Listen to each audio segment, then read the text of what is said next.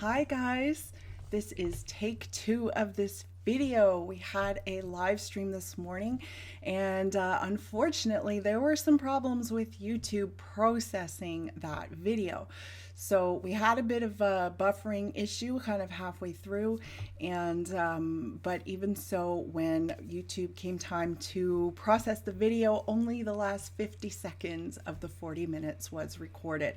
So I'm here again, and I want to thank you guys for joining me. And I know there won't be as many of you. This was kind of last minute, but it was really important to me to try again because I have some really special and really wonderful images to show. So, hello, hi Jim, hi Cody. It's so great to see you here, and yeah, let's get started because I don't want to tempt fate again. We're going to be talking about photography ideas for in between seasons, and the photos that I'm going to be showing you are your photos.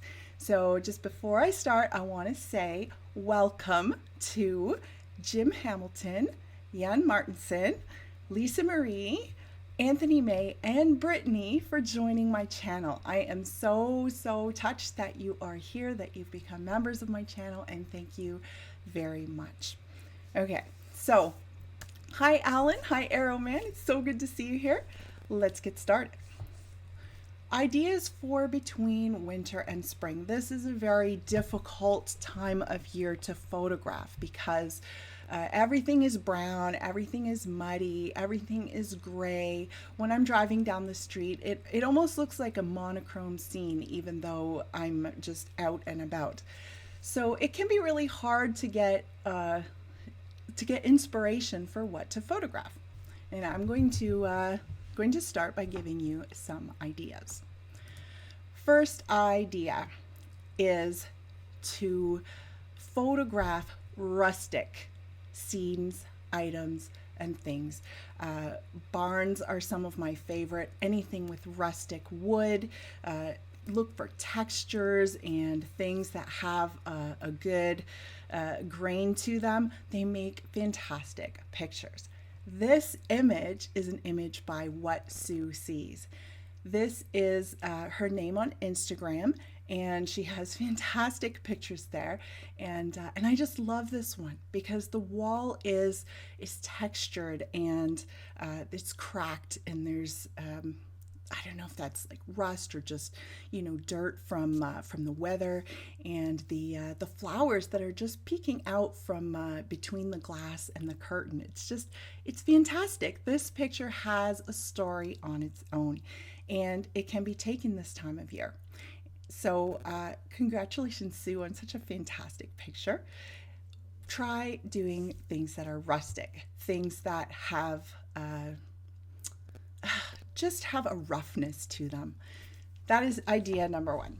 Okay, moving on. Water. This time of year, at least where I am, this part of the world, the snow is melting, and the creeks and the waterfalls are all full and flowing. This image by Jan is amazing because you can see on the sides that there isn't a whole lot of summer foliage and so on, and that's not what is necessary for this image. We've got the beautiful red hut in the background, and then the beautiful flowing water. Get out your ND filters, try a long exposure. The water is just rushing, and it's a fantastic time for waterfalls and other images that show water. Okay, so congratulations, Jan. I love this image. It is a beautiful composition, and it's just stunning. All right, next idea. Composites. Okay, because, excuse me for 1 second, because there may not be as many obvious compositions to take these days, it's a perfect time to go for creativity.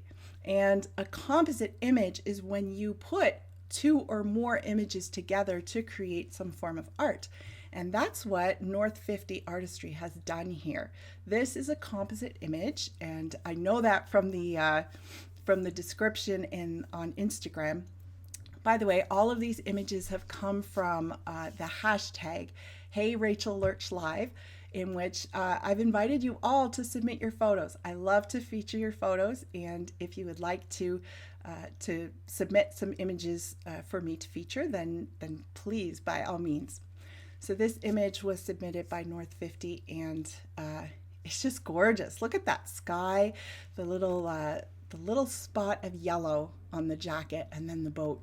It's beautiful. So, you know, Google composites and how to do that in, say, Photoshop, and it's really fun. It's really fun. Okay. The next one that I have here is umbrellas. Okay. It's springtime almost, so umbrellas are coming out. It's raining, and it is just, the weather is changing daily, sometimes 3-4 times a day. The weather here changes. And this image by VB Photo is fantastic because you've got these patterns and these colors of these umbrellas from underneath.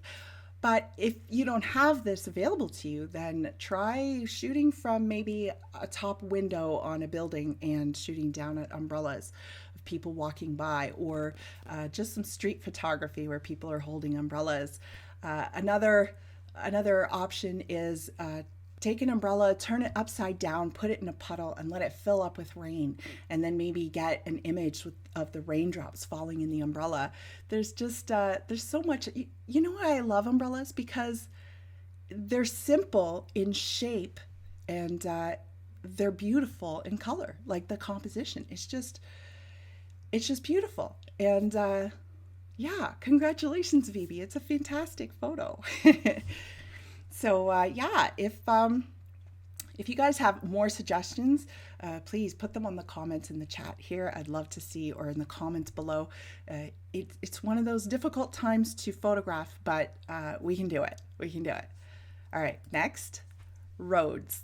Okay, roads don't change much throughout the year unless they're covered in snow, and it doesn't matter what is flanking the road, except for the parts that you have in your image, of course. But the great thing about roads, put it underneath a beautiful sky, and your road is going to lead your eyes right into it. And try for, you know, a straight road like Stephanie did here, or a curving S road. I mean, roads are just so simple, and we all have them around us, but they can just be so striking and beautiful in a photograph like this one. Stephanie, it's a beautiful, beautiful image. I love how you even have the color from the sky reflected onto the road. It's just fantastic. Hi Daniel, hi JC, hi Bobcat. Oh, it's so great to have you guys here. I'm so glad that you could join me on this last minute redo of the live stream. And oh, it's so good. All right.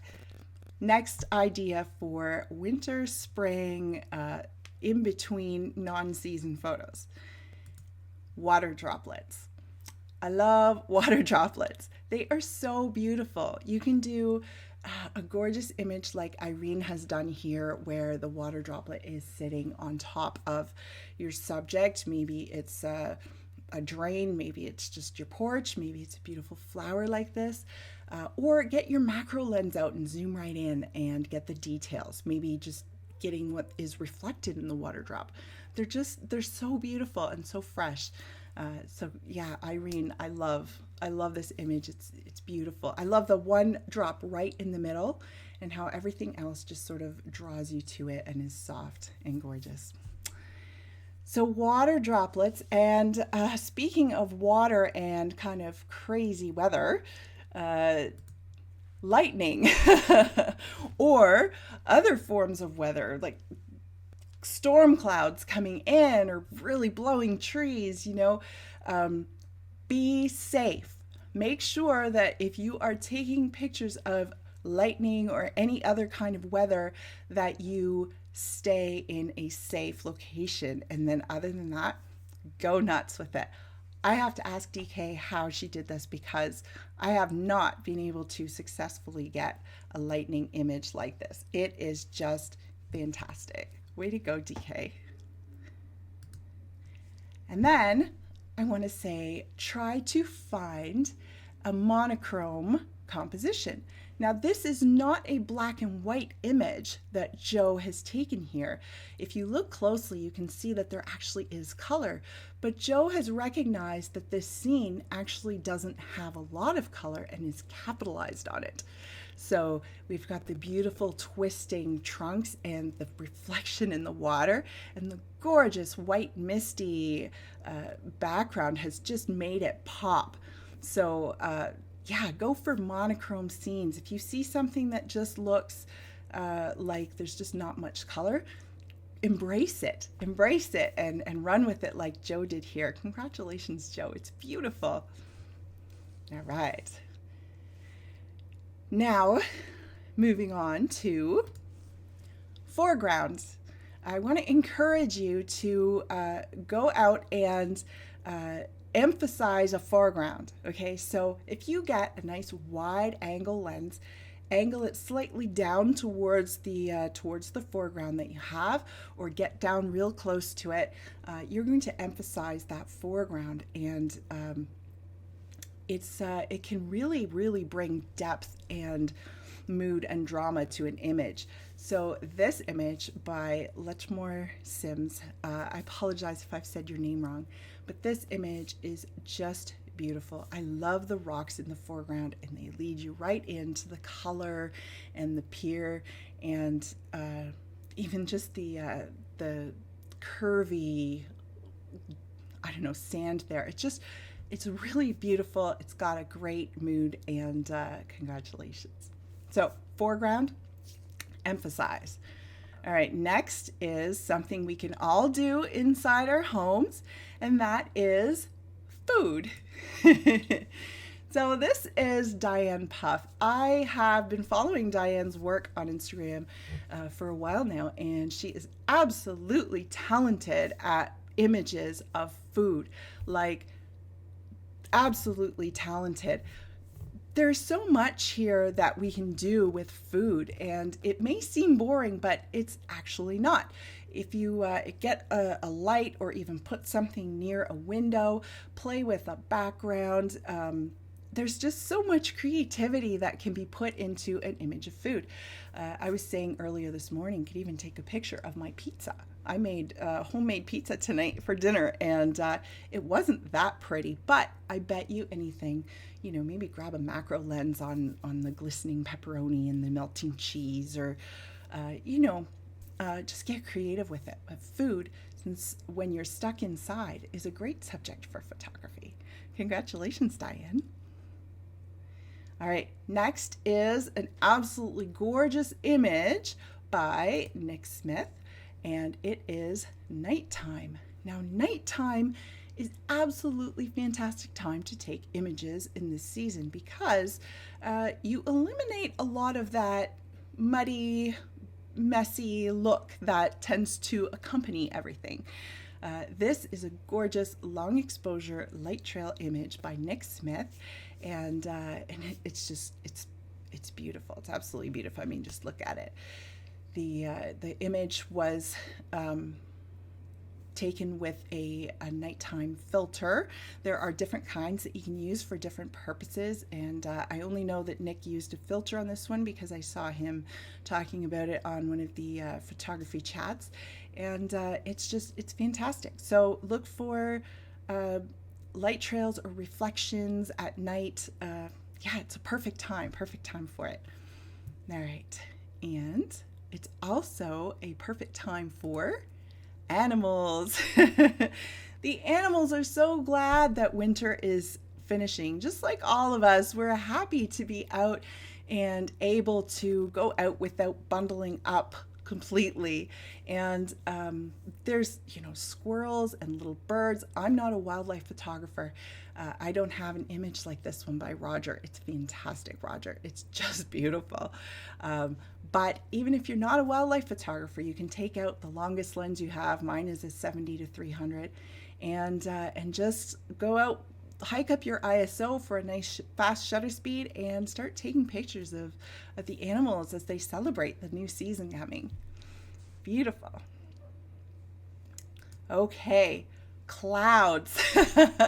Again with the weather. I mean, I'm emphasizing weather because this time of year in Canada, anyway, the weather can change every 5 minutes. You've got big storm clouds coming in, then you have sun, and then it's windy, and then it's snowing again, and then the next day we're in shorts and flip-flops. But all of the different pressure systems and so on are perfect for creating clouds like this. Look at this image that Robin has created here of these storm clouds, and if you look closely you can see the rainbow at the bottom. You know that it's raining under there. It's just beautiful, Robin. Very, very good. All right, and then moving on to pine trees, evergreen trees, even the bare trees that we have. Sometimes it's really difficult to embrace the brown bare environment that we're looking at. But if you look closely, there's a beauty in it all on its own. And Debbie has really captured something beautiful here. The log out in the water, those amazing curly branches, and that reflection. And what really gets it emphasized too is that the pine trees and the reflection on the mist in the background. There's so much beauty in the foliage that's around us, even the pine boughs or the a birch tree with no leaves on it. There's so much there. So don't be afraid, like Debbie did here. Is amazing to go out and take the environment as it is. Okay, architecture. Hi, Anthony. Hi, Teddy. I'm checking out the chat that's going on here. You guys are amazing. I'm so glad that you could join me, and you're making my day. Okay. So North 50 Photography has gone for architecture. Absolutely brilliant image. Look at that curving line moving in to, and then there's the architecture of the bridge. I'm assuming it's a bridge, and the beautiful city skyline behind. City skylines are also great. Architecture, like if you go downtown, I absolutely love, say, the skyrise, skyscraper buildings that are all mirrored and so on. Try taking an image that's reflected in that. I did that with the CN Tower. I took a picture of the CN Tower in the reflected building, and it's one of my coolest shots, I have to say. But I mean, look, architecture is beautiful. Whether you go for something really rustic like a barn, or something really modern like the Calgary Peace Bridge, or if you go for just regular buildings that are in and around your town, they can be really beautiful. Just like this one by North 50. Awesome picture. All right, we're almost done here. I think I have 5 more for you. Silhouettes. Okay, silhouettes are brilliant this time of year because get yourself out, say, in the morning or in an early evening or a twilightish, dusky time of evening, and you can get a good silhouette. So pick a foreground. Jim here has picked a beautiful tree, and in this season it may be a bare tree, it might be a building, it might be a person, it could be anything that you find the form or shape to be beautiful, and put it in front of the sky or whatever's being lit up by the sky. Silhouettes are gorgeous because you get to see the shape and the form of the subject, and you don't have to worry about whether it's brown or green because it's you know, in the middle of nowhere for seasons. Congratulations, Jim. I do love all of your photography, and this is no exception. Okay. Lighthouses, another image by LECHMOORE Sims, and I love it. Lighthouses are brilliant for this time of year as well because they are usually by water, and the water is, it doesn't matter if it's frozen, if it's melted. You don't have a whole lot of trees around lighthouses usually. It's a beacon. It's a beacon on its own, and the shape of a lighthouse is just gorgeous. We have an absolutely stunning sun star here, and brilliantly done. And the shadow that comes out of this lighthouse is fantastic. It really adds to the image. I love it very much. It's very well done. So lighthouses, and the next one is definitely creativity, again, inspired. Splashes and pours. Get yourself a flash if you have one, and Google how to do splashes or pours in photography, and it's not too bad. Get, you know, the steps all printed out and put it there and give it a try. Even if it doesn't work out, I imagine it to be a very enjoyable exercise and something that can help you to really learn more about lighting and photography. Diane, this is amazing. Honestly, like it's gorgeous. It's crystal clear. We have the splash going everywhere, and the red and black. It's absolutely fantastic. I haven't dabbled much in this yet, but I am planning to, and hopefully an upcoming video. I'm going to have to ask Diane for some advice. Fantastic. Now, I've already talked about urban, but here's some more ideas. Urban details. Look at this art on this building, and Sue has put it into art on her image. So you've got the stairs going up, the beautiful colors on the building, and the bare tree and the two people walking in their coats and everything. It tells a story. It tells you what time of year this is taken in. The color is like, it jumps out at you. It's beautiful. I encourage you to just wander around and see, even 5 minutes from your home, what different details there might be that jump out at you, that you find beautiful. It doesn't have to be what other people find beautiful. If you find it beautiful, you're going to take that image in a way that really shows it off. Okay, so yeah, that is amazing, Sue. Way to go. Okay, last one here, long exposures. Okay, long exposures and black and white. So we talked about monochrome. We did talk about water, but I just want to bring it home and flesh it out a bit. This is Walter's image. It's absolutely beautiful. I mean, look at those posts and the water moving through the posts. I mean, fantastic. That is just like the absolute perfect shutter speed for this image. And in black and white, it just really strikes you. It's just beautiful. Try black and white. Take some of the images that you've shot with in color and put them on your computer and try to put them in black and white. Play with the contrast, play with the textures, all of that. It can be really, really brilliant. The effect and the final composition. Walter, it really is. It's really brilliant. And yeah, I absolutely love it. Now, that is the set of images that I had to show you to hopefully inspire you for winter spring photography. I do have a few other ideas, and let's see if I got my notepad here. It says Carpe Diem. Other ideas for between winter and spring photography. Macro, okay? Buy some flowers from the store and either put them outside in your composition or do some close-ups of them. Flowers are amazing. Go and buy some. They don't have to be blooming. ICM, which is intentional camera movement. Try taking images where you do some movement with the camera and see if you can get a nice abstract, beautiful painterly type image.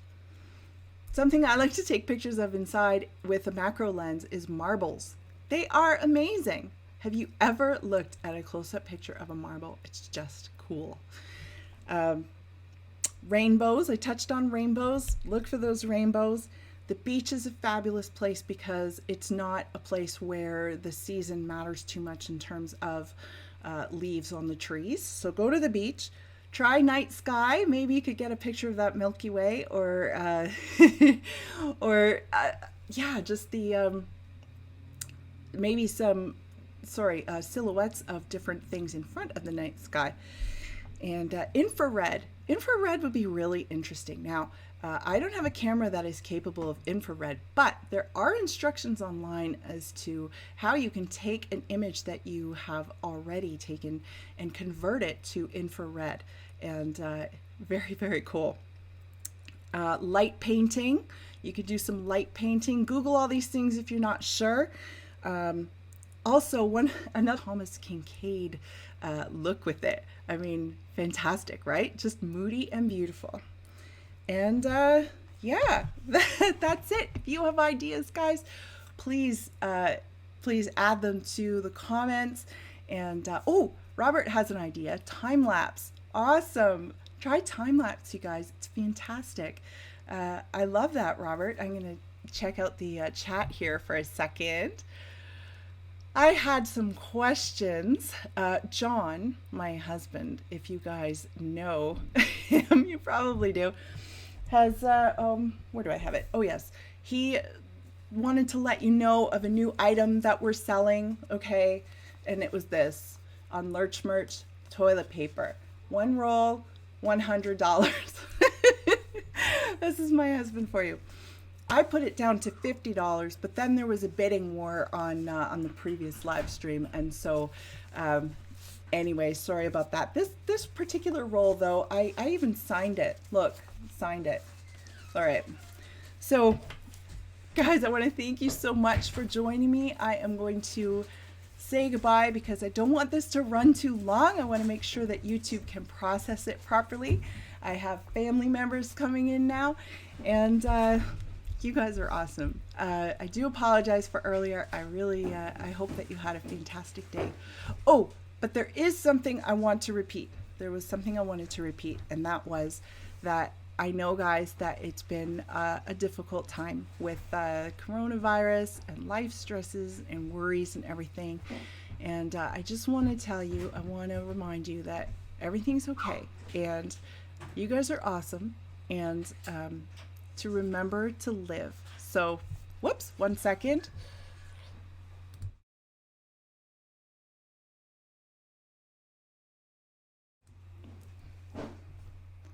Am I back? Okay. After half an hour, my camera shuts off. All right, so remember to live. I saw a Charlie Brown cartoon today, and it was Charlie and Snoopy sitting, and Charlie says to Snoopy, "You know, Snoopy, you only live once." And he said, "No, wrong, Charlie Brown. You only die once, but you live every day." And so I just wanted to say that and to let you guys know that I'm here for you. Let's do this. Let's enjoy our photography. Let's live every day. And you guys are awesome. Okay, I'll talk to you soon, guys. Bye.